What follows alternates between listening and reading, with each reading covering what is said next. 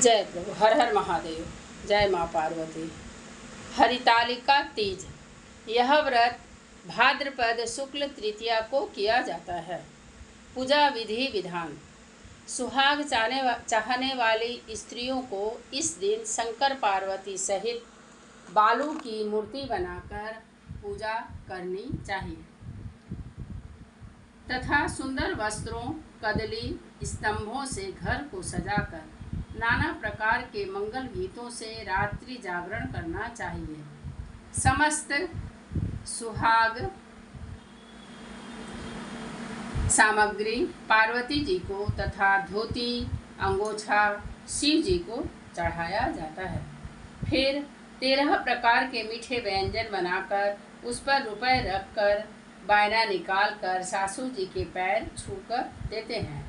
कोई ज़रूरी नहीं है कि 13 प्रकार का व्यंजन बनाएंगे, पूरा समस्त सुहाग सामग्री देंगे। हृदय से ही ईश्वर को याद करने से ही ईश्वर अपने होते हैं।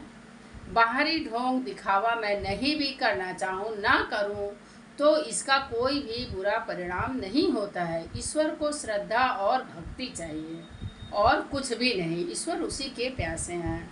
हम लोग जैसे भक्त जो हैं ईश्वर को खुश रखना चाहते हैं, ईश्वर भी उसी तरह हम लोगों को भी खुश रखना चाहती हैं, बशर्ते यदि हमारा आचरण सही हो, व्यवहार सही हो। तो आज मैं हरितालिका तीज की कथा कहने जा रही हूँ। ऐसी मान्यता है कि इस व्रत को करने वाली स्त्रियाँ पार्वती के समान ही सुखपूर्वक पति रमण करके शिवलोक को जाती हैं। कथा।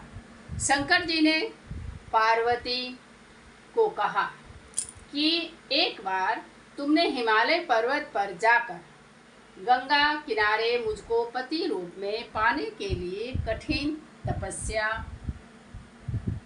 प्रारंभ की थी। उसी घोर तपस्या के समय नारद जी हिमालय के पास गए तथा कहा कि विष्णु भगवान आपकी कन्या के साथ विवाह करना चाहते हैं।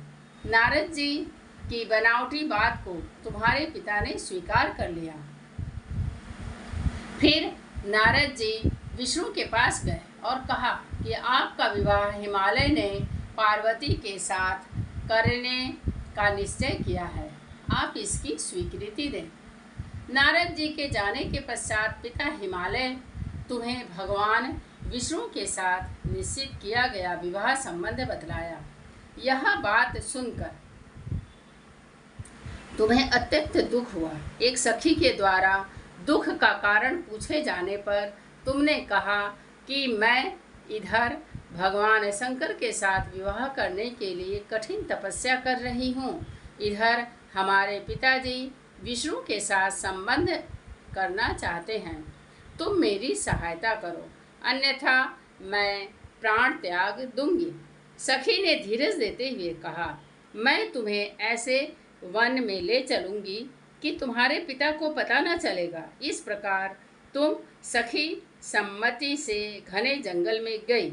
इधर तुम्हारे पिता हिमालय घर में इधर उधर खोजने पर जब तुम्हें ना पाए तो बहुत चिंतित हुए, क्योंकि नारद से विष्णु के साथ विवाह करने का वचन दिया था। वचन भंग की चिंता ने उन्हें मूर्छित कर दिया। तब सभी पर्वत यह तथ्य जानकर तुम्हारी खोज में लग गए। उधर सखी सहित तुम सरिता किनारे की एक गुफा में मेरे नाम पर तपस्या करने लगी। भाद्रपद शुक्ल पक्ष तृतीया को उपवास रहकर तुमने सिकता का शिवलिंग संस्थापित करके पूजन तथा रात्रि जागरण भी किया। तुम्हारे इस कठिन व्रत के कारण मुझे तुरंत तुम्हारे पूजन स्थल पर आना पड़ा था। तुम्हारी मांग तथा इच्छा के अनुसार तुमको मुझे अर्धांगिनी रूप में स्वीकार करना पड़ा था। तत्पश्चात मैं तुरंत कैलाश पर्वत पर चला आया। प्रातः वेला में जब तुम पूजन सामग्री नदी में छोड़ रही थी, उसी समय हिमालय राज उस स्थान पर पहुंच गए। वे तुम दोनों को देखकर पूछने लगे, बेटी तुम तुम यहाँ कैसे आ गई? तब तुमने विवाह वाली बात सुना दी, वे तुम्हें घर बुला लाए।